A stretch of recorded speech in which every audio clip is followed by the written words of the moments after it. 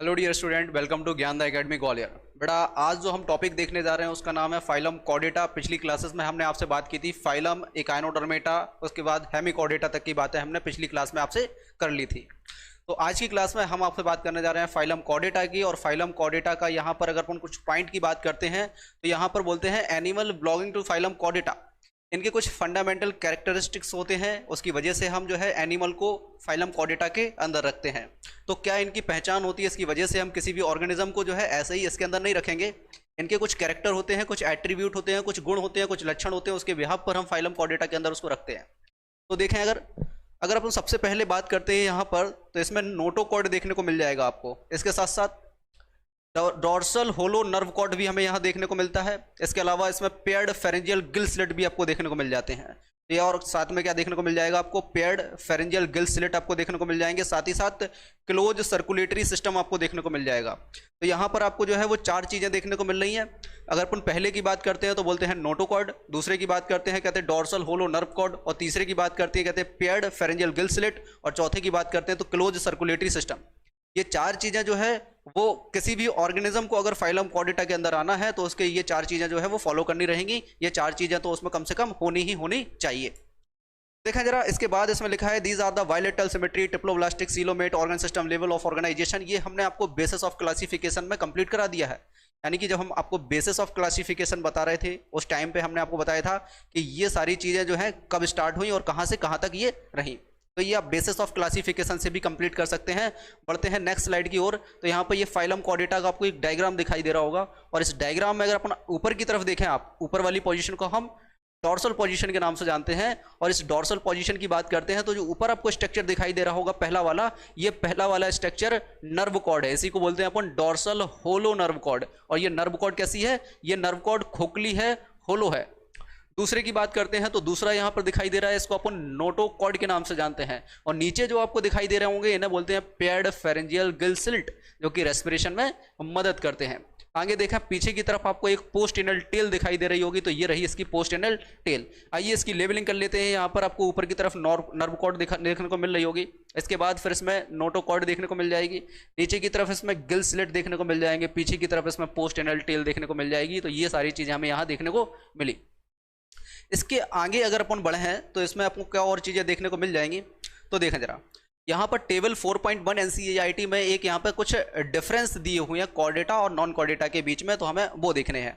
तो कहते हैं salient feature of the Chordata and non Chordata, इनके बारे में अपने को पढ़ना है। तो इस टेबल की तरफ चलते हैं। इस टेबल में कुछ बातें लिखी हैं कॉर्डेटा और नॉन कॉर्डेटा के बारे में। देखें जरा, पहला इंपॉर्टेंट डिफरेंस है, कहते हैं नोटोकॉर्ड जो है वो प्रेजेंट होती है, बोलो किस में, तो नोटोकॉर्ड कॉर्डेटा में प्रेजेंट होती है। जबकि वहीं अगर अपन नॉन कॉर्डेटा की बात करते हैं तो ये नोटोकॉर्ड अब्सेंट होती है। इसके अलावा सेंटर नर्वस सिस्टम की बात करते हैं तो वो डॉर्सल, होलो और सिंगल कहाँ देखने को मिलता है, कॉर्डेटा में। तो सेंटर नर्वस सिस्टम डॉर्सल ऊपर की साइड होगा, होलो होगा और सिंगल होगा। जबकि नॉन कॉर्डेटा में ये कैसा रहेगा, ये नॉन कॉर्डेटा में जो रहेगा वो वेंट्रल रहेगा, सॉलिड रहेगा और डबल रहेगा। नेक्स्ट इंपॉर्टेंट डिफरेंस की बात करते हैं तो कहते हैं यहाँ पर जो फेरिंग्स हैं उसमें हमें गिल स्लिट देखने को मिल जाएंगे। जबकि गिल स्लिट जो है वो अब्सेंट होते हैं, वो कहाँ पर, नॉन कॉर्डेटा में। इंपॉर्टेंट डिफरेंस फिर चौथा वाला निकल के आता है, वो बोलते हैं हाइट जो है वो यहाँ पर कैसा है, तो हाइट जो है वो यहाँ पर वेंट्रल पोजीशन है हाइट की। जबकि नॉन कॉर्डेटा में ये डॉर्सल पोजीशन है अगर प्रेजेंट हुआ तो। नेक्स्ट देखें इंपॉर्टेंट डिफरेंस, कहते हैं पोस्ट एनल टेल यहाँ देखने को मिल जाती है। कहाँ पर, कॉर्डेटा के अंदर पोस्ट एनल टेल देखने को मिल जाती है। अच्छा, ये पोस्ट एनल टेल जो है वो कॉर्डेटा के अंदर देखने को मिल जाती है। तो फिर आपका सवाल ये दिमाग में आ रहा होगा कि हम भी कॉर्डेटा के अंदर आते हैं लेकिन हमारे पास पोस्ट एनल टेल नहीं होती है। तो यहाँ पर मिलती है लेकिन सभी में नहीं मिलती है, ज़्यादातर में मिलती है। ये इंपॉर्टेंट डिफरेंस है। तो पोस्ट एनल टेल जो है कोई आपको देखने को तो मिल जाएगी लेकिन मेजॉरिटी में देखने को मिल जाएगी, ज़्यादातर में। जबकि नॉन कॉर्डेटा की बात करते हैं तो यहाँ तो ये अब्सेंट होती है। तो यहाँ पर अपन ने यहाँ पर कॉर्डेटा और नॉन कॉर्डेटा के बारे में भी इंपॉर्टेंट डिफरेंस को देखा। आगे नेक्स्ट स्लाइड की तरफ चलते हैं। इसमें तो देखें जरा, कहते हैं फाइलम कॉर्डेटा को 3 सब फाइलम में अपन ने डिवाइड किया है, जिसमें पहला सब फाइलम है जिसको बोला यूरोकॉर्डेटा। इस यूरोकॉर्डेटा का दूसरा नाम है ट्यूनिकेटा, दूसरा वाला है इसको बोला सिफेलोकॉर्डेटा, और तीसरा वाला है इसको बोला अपन ने वर्टिब्रेटा। तो यूरोकॉर्डेटा, इसका दूसरा नाम ट्यूनिकेटा, दूसरा वाला सिफेलोकॉर्डेटा और तीसरा है वर्टिब्रेटा। इसके बाद अगर अपन बात करते हैं इसी में थोड़े से आगे तो बोलते हैं सब फाइला यूरोकॉर्डेटा जो है और सेफेलोकॉर्डेटा है, यानी कि यूरोकॉर्डेटा और सेफेलोकॉर्डेटा दोनों को मिला के एक नया नाम दिया, बोलते हैं प्रोटोकॉर्डेटा। तो बोलो यूरोकॉर्डेटा को, किस किस को, यूरोकॉर्डेटा को और सेफेलोकॉर्डेटा को मिला के प्रोटोकॉर्डेटा का नाम दिया। और प्रोटोकॉर्डेटा के बारे में एक इंपॉर्टेंट डिफरेंस ये है कि ये पूरी तरह जो है वो समुद्री पानी में पाए जाते हैं, एक्सक्लूसिवली मैराइन एनिमल होते हैं। देखें जरा, कहते हैं ये एक्सक्लूसिवली मैराइन है। नेक्स्ट देखें आगे, यहां पर एक डायग्राम दिया है एसिडिया का, ये हम बाद में देखेंगे, पहले कुछ और भी पॉइंट हैं इसमें जो हमें कवर करने हैं। कहते हैं इन यूरोकॉर्डेटा, अब यहां पर नोटोकॉर्ड तो प्रेजेंट थी, जो भी फाइलम कॉर्डेटा में थे उनमें नोटोकॉर्ड सभी में प्रेजेंट थी। अगर अपन यूरोकॉर्डेटा की बात करते हैं तो इसमें भी नोटोकॉर्ड थी। अच्छा, ये नोटोकॉर्ड जो है उसमें प्रेजेंट होती है, लेकिन कहां, तो बोलते हैं उनकी केवल लार्वल टेल में, मतलब एक तो लार्वा अवस्था में प्रेजेंट होती है, साथ ही साथ केवल टेल रीजन पे ही प्रेजेंट होती है। जबकि वायलिन कहते हैं सेफेलोकॉर्डेटा में जो है वो एक्सटेंड कर जाती, कहां से कहां तक, हेड से लेके टेल तक ये एक्सटेंड कर जाती है।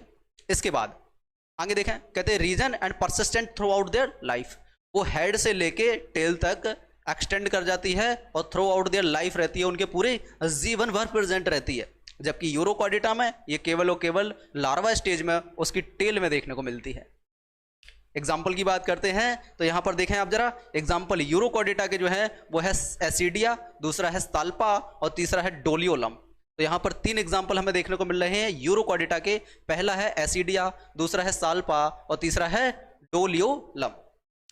आगे देखें आप, तो यहां पर एग्जाम्पल आपको, अब सेफेलोकॉर्डेटा की बात करते हैं तो सेफेलोकॉर्डेटा के एग्जाम्पल है ब्रांकियोस्टोमा। अच्छा, इस ब्रांकियोस्टोमा के और भी 2 नाम हैं जिसको अपन बोलते हैं एम्फिओक्सस या फिर लैंसलेट। तो एग्जाम्पल की बात करते हैं, एक बार आप हमारे साथ रिवाइज करने की कोशिश करें। यूरोकॉर्डेटा को एसिडिया, साल्पा और डोलियोलम ये 3 एग्जाम्पल हैं, जबकि सेफेलोकॉर्डेटा की बात करते हैं तो ब्रांकियोस्टोमा, एम्फिओक्सस और लैंसलेट इसके ये एग्जाम्पल रहे। आगे देखें, इसी स्लाइड में अपन सब फाइलम वर्टिब्रेटा की बात करनी पड़ेगी। अपन ने यूरोकॉर्डेटा, इसका दूसरा नाम ट्यूनिकेटा थी, उसको खत्म कर लिया। अच्छा, उसके बाद जो है हमने सेफेलोकॉर्डेटा भी खत्म कर लिया। अच्छा, इन दोनों को मिला के किस किस को, यूरोकॉर्डेटा को और सेफेलोकॉर्डेटा को अपन ने एक नया नाम दिया था, और नया नाम क्या था, प्रोटोकॉर्डेटा। और ये पूरी तरह कैसे थे, एक्सक्लूसिवली मैराइन थे। अच्छा, जो तीसरा वाला बच गया था उसकी बात करने जा रहे हैं, सब फाइलम वर्टिब्रेटा। सब फाइलम वर्टिब्रेटा की बात करते हैं तो यहां पर नोटोकॉर्ड जो है वो प्रेजेंट होती है, लेकिन कहां, एम्ब्रियोनिक स्टेज में यहां देखने को मिलती है। तो ये एम्ब्रियोनिक कंडीशन में हमें देखने को मिलेगी, लेकिन ये नोटोकॉर्ड रिप्लेस कर दी जाती है कार्टिलेजिनस और बॉनी वर्टिब्रल कॉलम के द्वारा। कहां, इन एडल्ट में इसको क्या, वर्टिब्रल कॉलम से रिप्लेस कर दिया जाता है। तो यहां पर नोटोकॉर्ड प्रेजेंट है या नहीं है, हाँ, नोटोकॉर्ड शुरू में है, लेकिन बाद में उसको रिप्लेस कर दिया जा रहा है, किसके द्वारा, वर्टिब्रल कॉलम के द्वारा उसको बाद में रिप्लेस कर दिया जा रहा। आगे देखें, कह रहा है इसी वजह से हम कहते हैं कि सारे के सारे जो वर्टिब्रेट हैं वो कॉर्डेटा हैं, लेकिन but all chordata are not vertebrata. ये इंपॉर्टेंट डिफरेंस है, जो भी हमने आपको यहाँ पर डार्क करके हाईलाइटेड पॉइंट दिए हुए हैं, ये सारे के सारे आपके मेडिकल एंट्रेंस एग्जाम में पूछे जा चुके हैं। कहते हैं वेसाइड द बेसिक कैरेक्टर, कह रहा है इसके अलावा जो बेसिक कैरेक्टर है वर्टिब्रेट के उसकी बात करते हैं तो कहते हैं इनमें वेंट्रल मस्कुलर हार्ट पाया जाता है, जो कि 2, 3 और 4 चैम्बर हो सकता है।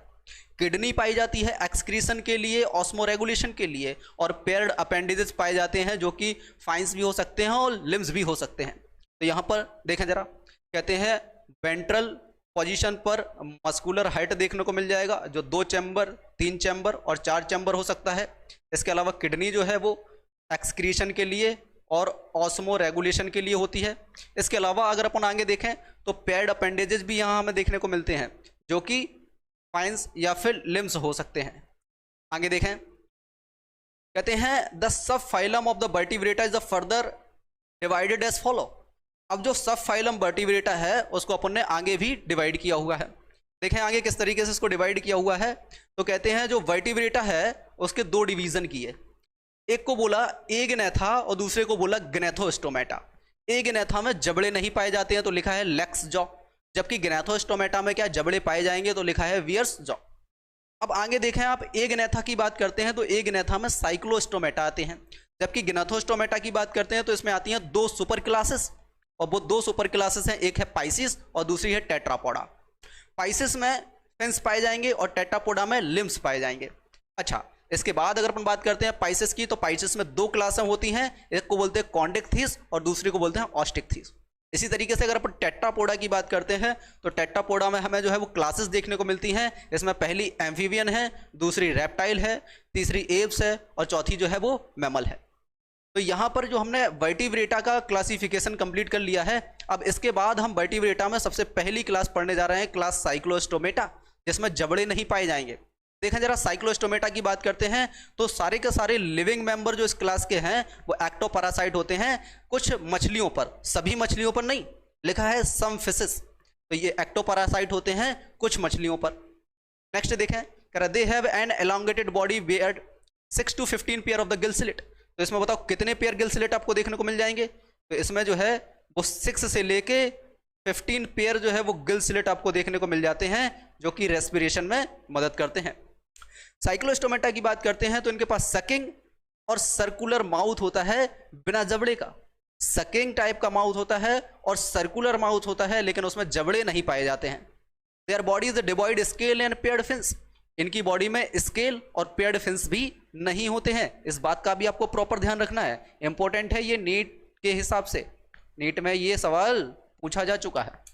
आगे देखें, कहते हैं साइक्लोस्टोमेटा की बात करते हैं तो cranium and vertebral column are cartilaginous. ये जो है वो कार्टिलेजनस होगी।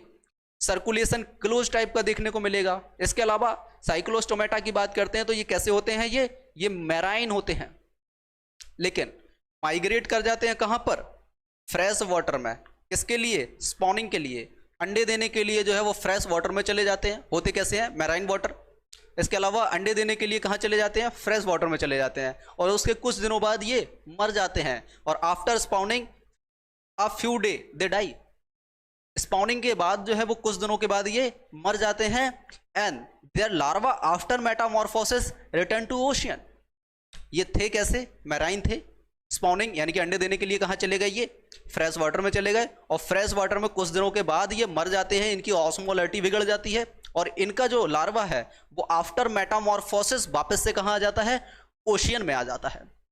अच्छा, आगे देखें, एग्जाम्पल की बात करते हैं तो एक एग्जाम्पल है इसका पेट्रोमाइजोन, जिसको लैम्प्रे के नाम से जानते हैं, और दूसरा एग्जाम्पल है मिक्साइन, इसे हम हैगफिश के नाम से जानते हैं। तो ये इसके दो एग्जाम्पल हैं, एक है पेट्रोमाइजोन जैसे लैम्प्रे बोला, और दूसरा है मिक्साइन जैसे हैगफिश बोला। आगे देखें, साइक्लोस्टोमेटा में ये इसका डायग्राम आपको दिया हुआ है।